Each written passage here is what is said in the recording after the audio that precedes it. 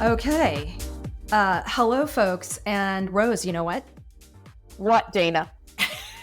I attended a webinar on sort of the latest in generative AI tools. And again, keeping with our theme of personal growth, for one thing, I can now tell you what generative AI means because I actually didn't know. I was like, you don't want me to quiz you, do you? You know, you just threw the bait out there for a quiz, but I'll let people use the Google. Yeah, you can use the Google, and I also know what the GPT part of ChatGPT stands for now. So use the Google for that. But here, tons of tools out there that I didn't know about. One in particular I will throw out is a tool called Gamma, which helps you build a presentation from an outline. And he gave us a demo, and I was blown away. So I won't say anything more about it, except everyone should go check that out. Did you find it to be better than PowerPoint Designer? Because I thought that was fantastic. So am I going to get way blown away by Gamma?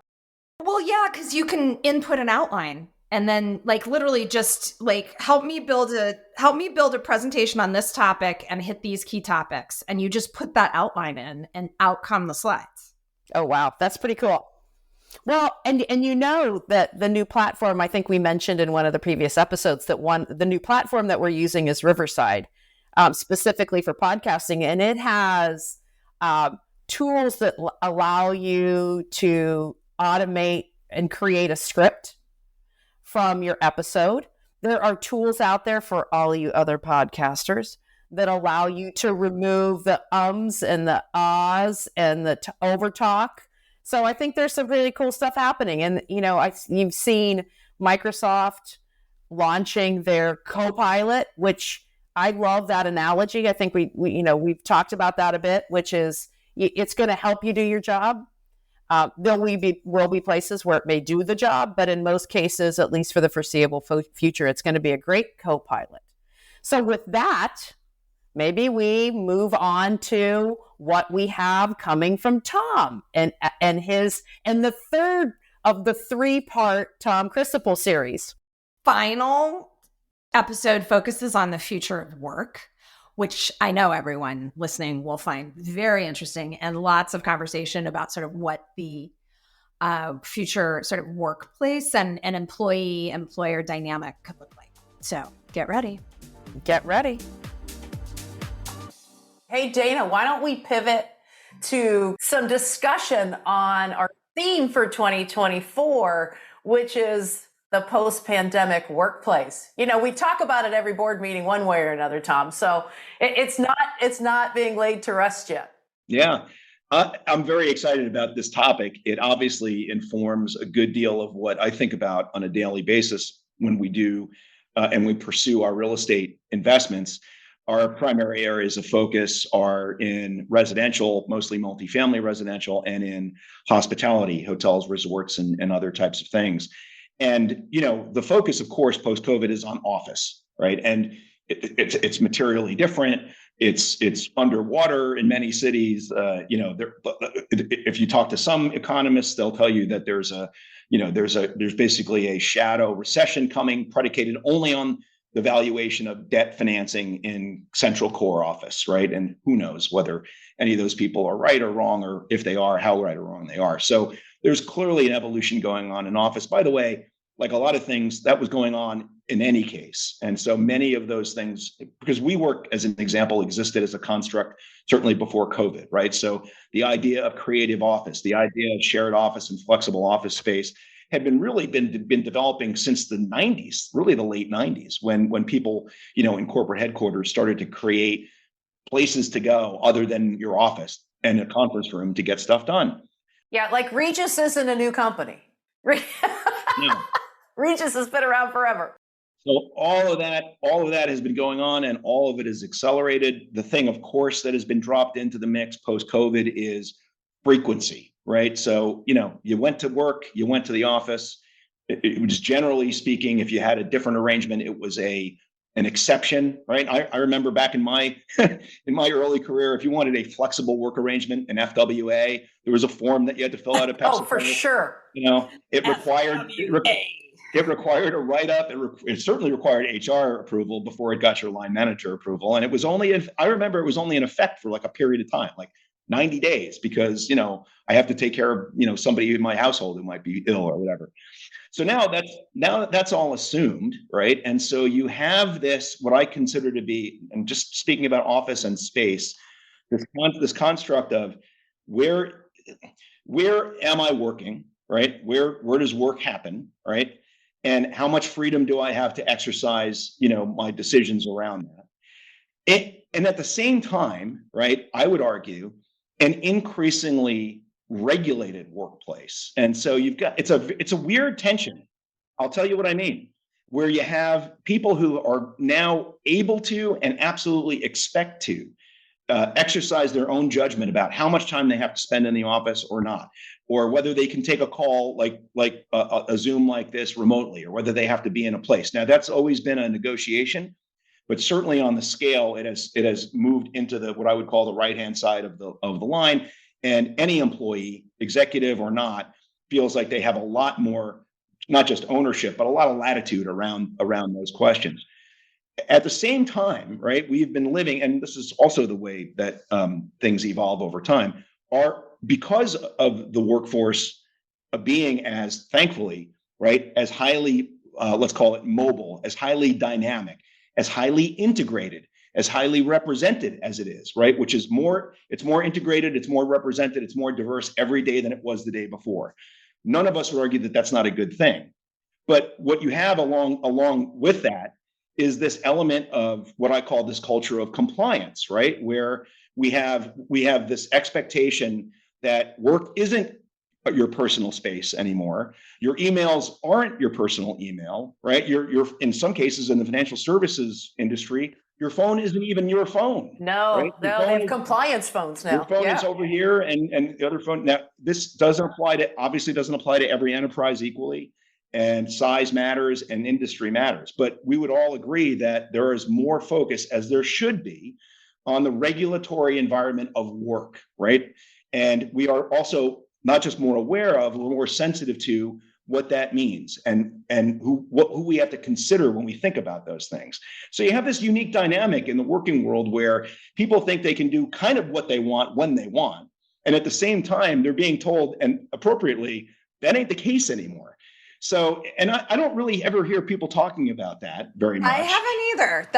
That is such a new take, or at least new to me. And I read about this a ton, and I haven't heard people talking about this. So that is very interesting time.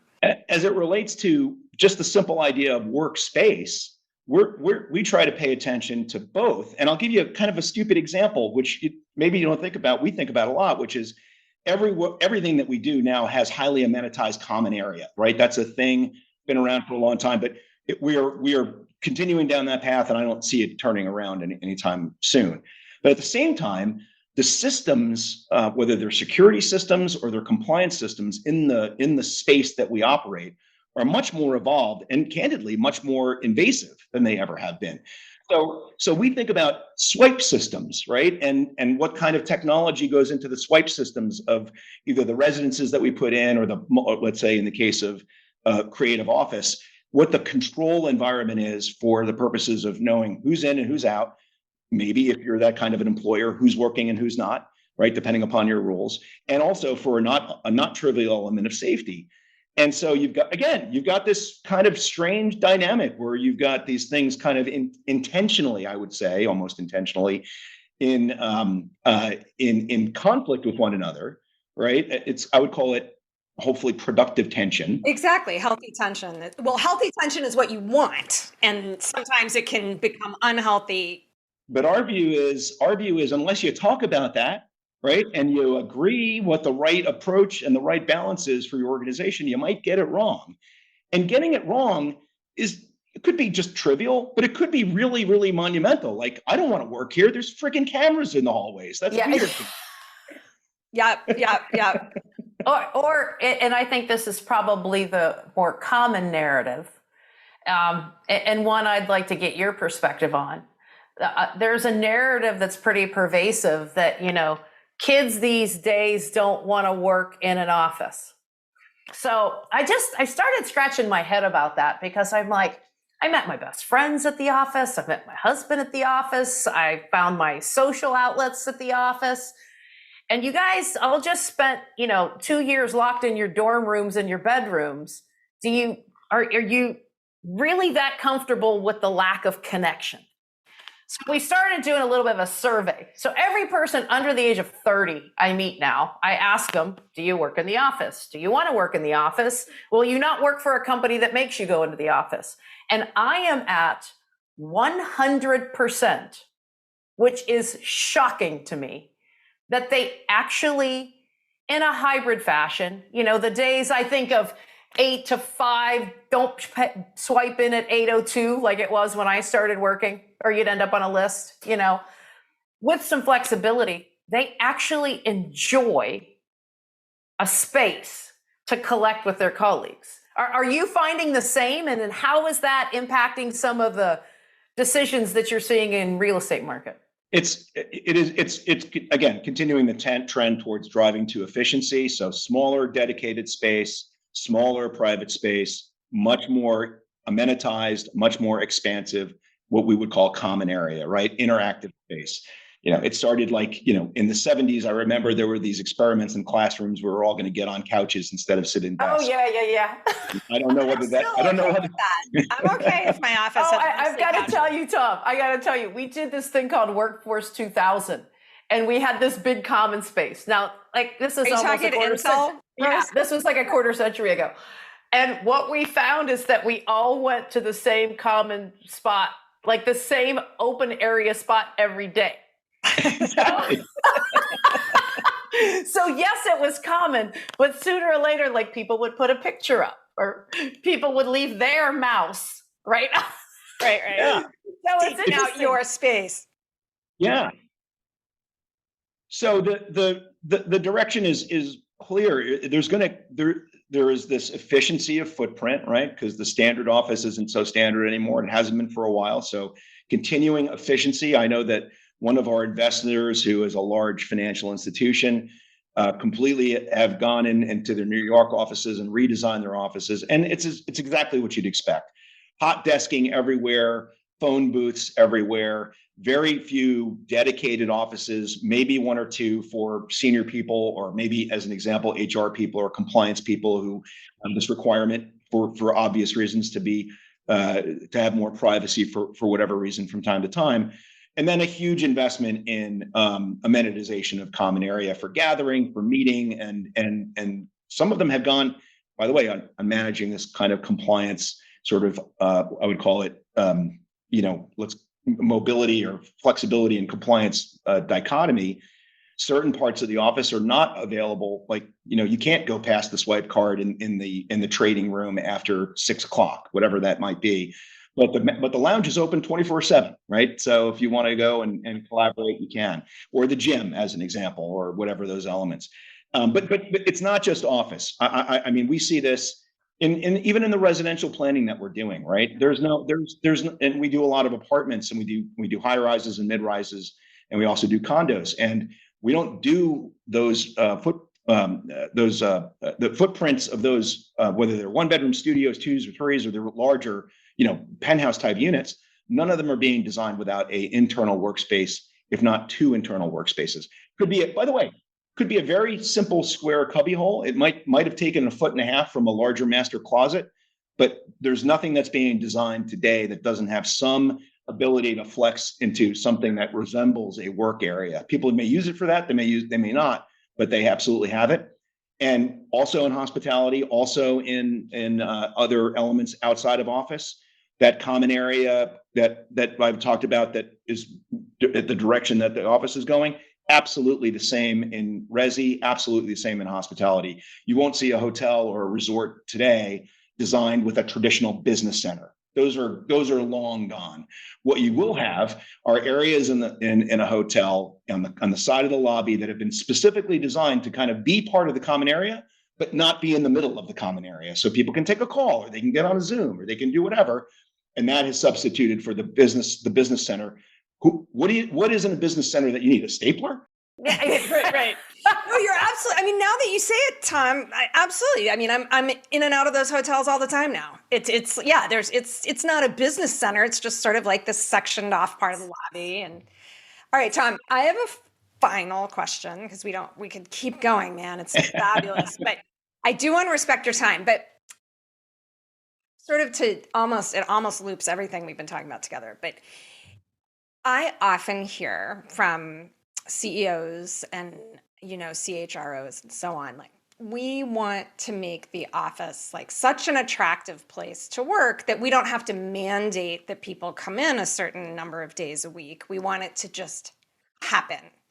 Now, I'll give you my point of view, and then please, I would love to be wrong, but I do think you still need some kind of mandate, 2 days a week or whatever, because I think the best of us, that inertia that can hit in the morning or the night before can just kind of stop you, like no matter how fabulous the space is, right? But I'm curious, I mean, you've just heard that is an ongoing theme of like, how can we make the office so that it's something people want to do so that we don't have to mandate that they have to be there? What's your thought on that? Well, this could be a traditionalist view. I know that it is de rigueur these days to make an argument from assertion, which are bad arguments to make, that you can't mandate how people work. I mean, okay, if that's what you say, I believe that you believe it.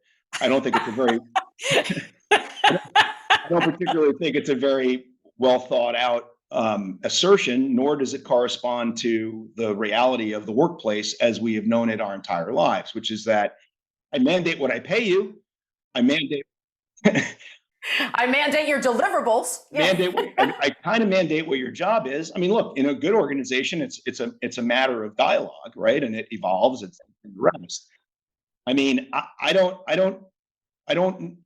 I think that's a cop out. I do. Yeah. Now I don't think that you need to. I don't think you need to. Look, we're beyond sweatshops, right? As an environment, so that's positive, right? So people have to attend and should attend, and they do attend to the work environment that people go into. And obviously, people have better places to work than others, and we've all been in that. We've been on that in that ratio somewhere along the line, one place or the other. But I mean, I don't know when we decided that it wasn't acceptable to mandate conditions of work. Conditions of work are mandated by definition, and if you say that they're not, then you're either misunderstanding it, or you're just trying to make a point to make your maybe life easier. And I'll say this, Rose, to your point about what people want or don't want. What people want in their workforce or don't want in their workforce is certainly an element of analysis that leaders must pay attention to, but it is hardly dispositive, right? And it shouldn't be dispositive, because look, there are people who would prefer never to interact with anyone else ever. Maybe, I'm not saying that people like that, but if your job requires collaboration, you're going to mandate some element of collaboration. Now, look, the world works more or less because more or less people are in the right spot from a fit standpoint, right? And it changes from time to time, as it should. It evolves from time to time, and what's important to us should change and does change. But if that's not the right fit for that individual in this workplace, the sooner the better in terms of sorting that out, right? Because in a world where we all have a finite amount of time for professional, personal, spiritual, intellectual pursuits, wasting it is a bad idea. And if it turns out that the type of environment requires certain things, because that's what the sponsors of the enterprise have agreed to, right or wrong, they have an obligation to mandate certain elements of work conditions, because otherwise you're probably creating a circumstance where it's a bad fit. And why would you do that if you could avoid it? Yeah, I love that. I love that response. I love that. And I also, final just thought on that is that I also think it's just, I know I need, and many of us need, a forcing function of some sort. I know that, and I know people quite close to me that on the weekend are like, I'm going to go into the office 3 days this week because, once I get there, I feel really energized and I focus really well. Sometimes those 3 days don't happen because when it's totally up to you, You know what I mean? Like the night before. I do. Come on. Yeah. I mean, I did it. I fell into that trap post-COVID. You could go back into the office and I'm like, I don't want to maybe tomorrow. I don't want to put pants on today. I kind of like wearing my gym shorts. You know, I like wearing sweatpants. We need some forcing functions, you know?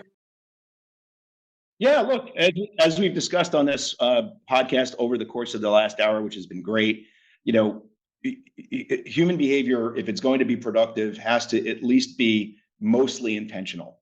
And so, you know, and which requires, you know, people to gather around a set of things and agree that they're going to pursue them together. And so that organization, right, whether that's, we're talking about supervision, we're talking about communication, we're talking about how, you know, sort of elements of leadership, et cetera. You know, if you're not prepared to make material bets on those things, then you should expect sort of chaotic results, because in order to get organized results, you have to have organized people doing organized processes around organized goals. And I don't know whether, you know, that has to be done in the office 5 days a week, but if the modality is that it requires people to be together, then the mandate has to be that you're going to have to be together to do that. Or if it's not the right fit, it's probably okay to admit that and move on. Yeah, I think that quote right there might be the descriptor. Yeah, it's going to be the descriptor. So I would just like to wrap us up. It's been a great conversation. I wanted to thank you, Tom, for being a friend of the pod, for providing feedback last year, which was incredibly valuable, and for your tremendous insights on your experiences across the globe, across different corporations, domain expertise, functions. It has been truly phenomenal. So thank you. It's been fun. It's been fun, and I appreciate it. Thank you guys so much. Such a pleasure. So great to meet you. Yeah, you too. Well, I'm looking forward, as I said, to seeing you in person. We'll see you in New York City sometime. Yeah, New York meetup. Yeah. New York meetup. Okay, very interesting to hear his take, because it's sort of a dual take. One, it's just as any old manager and leader, but then he also has all that real estate insight in terms of what the spaces might look like. So Rose, give me a hot take. Yeah, I found his insights around, number one, the thing that truly changed during COVID. We had already started to change the where. The frequency was starting to change a bit, but it increased. So that was really amplified during COVID. But then this like how often you work, you weren't in your workplace. Versus remote, yeah. Yeah, so the internet allowed for you to change where you were working. That internet thing. But the frequency of which you were out of the office, like, skyrocketed. That was the big inflection point. And then he shared this, what I thought was a really fascinating tension point, with the increased amount of security and regulation in some of the work environments, whether it be in the financial community or concerns around the security of the data or the security of people in the buildings themselves. So he brought forward the tension that was in this new model, with the punchline of, you've got to have that dialogue and decide as a leadership team how to address it. Yeah, I hadn't thought about it. There's fundamental tension. There's more flexibility than ever before. There's more regulation than ever before, or the need for regulation and security. And how do you find the healthy tension? And then I want to add one more on this one. He made a statement that really resonated with me that I'm sure won't resonate with everyone, which is, as a leader, there's the narrative in the media and real negative ramifications that you can't mandate how people work. Yet when you reflect, there's a tremendous amount of mandates around your role, your pay, your deliverables, your cultural expectations. But there's now this intensified hotspot specifically around where, which creates this really interesting dichotomy that people are saying, you can't tell me where to work. So I thought that was a really interesting perspective. And, you know, his comment that as a leader, you have to make those difficult decisions was a really good one. Absolutely. He just hit it on the head. All right. So I'm going to wrap up basically all the episodes with this great insight that he shared at the end of this particular one. By the way, I still think it's the quote of like the season. Yeah, probably. Yeah. Definitely up until now, but maybe regardless, it'll be the quote. And it really wraps up all three, which is, he said, and I'm not quoting perfectly, but he just sort of said, if you want organized results, then you need organized teams with organized process and so on. Around organized goals. Yeah, around organized goals. Like, in other words, that, and I honestly see that disconnect a ton, where people want very clear, organized results and yet don't want to put the effort into the organization it takes internally. And frankly, let's be clear, that's management stuff. They don't want to put the effort into that. So I loved how he was like, you can't have one without the other. And so big shout out to Tom for taking the time to talk with us and giving us just such great insights. Thank you, Tom. Tremendous amount of information, tremendous amount of experience brought to the table.